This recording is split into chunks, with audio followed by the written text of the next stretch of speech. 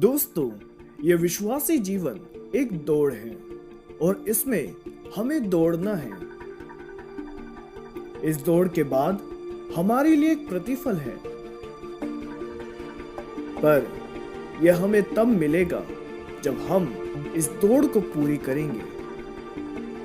जब हम इस दौड़ में दौड़ते हैं तो कई सारी ऐसी घटनाएं हमारे सामने आती हैं जिसके कारण हमारा इस दौड़ में दौड़ना मुश्किल हो जाता है, क्योंकि शैतान कोशिश करता है कि वह हमें वापस हमारे पाप में जीवन में ले जाए। वह हमेशा हमें अपना शिकार बनाने की ताक में रहता है। जैसे कोई जानवर शिकार की ताक में गश्त लगाकर बैठता है और जब सही समय आता है तब वो हमला कर देता है।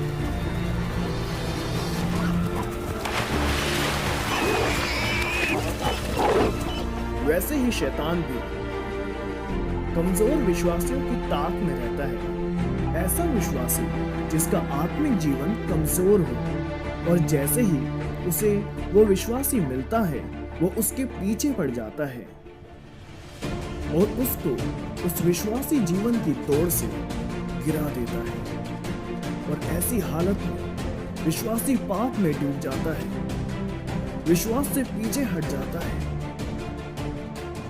और लगने लगता है कि सब कुछ खत्म। पर क्या बाकी विश्वासी उसे ऐसे ही छोड़ दे? क्या उसे पापों में गिरने दे? नहीं, बाइबल सिखाती है, हे भाइयों, यदि कोई मनुष्य किसी अपराध में पकड़ा भी जाए तो तुम जो आत्मिक हो नम्रता के साथ ऐसों को संभालो। दोस्तों, जब हमें लगता है कि कोई विश्वास में गिर गया है तो हमारी जिम्मेदारी होती है कि उस विश्वासी को शैतान की चाल से और उस पाप में गिरी हुई अवस्था से बाहर निकाले और उस दौड़ में जिसमें उसे दौड़ना है वापस से शामिल करें। और इस विषय में बाइबल कहती है, हे मेरे भाइयों, यदि तुम में से कोई सत्य के मार्ग से भटक जाए और कोई उसको फेर लाए तो वे ये जान ले कि जो कोई किसी भटके हुए पापी को फेर लाएगा वह एक प्राण को मृत्यु से बचाएगा और अनेक पापों पर पर्दा डालेगा। दोस्तों, ऐसा तब होगा जब हम उस व्यक्ति के लिए प्रार्थना करेंगे।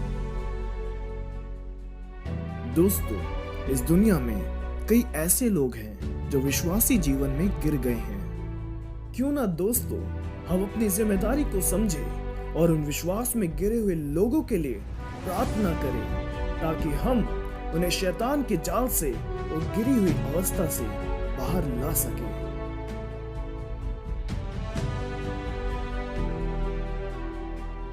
और इस विश्वासी जीवन की दौड़ को साथ मिलकर पूरा करें।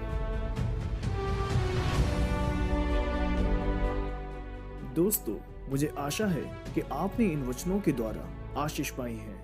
अब मिलेंगे अगली वीडियो में। जय मसीह की।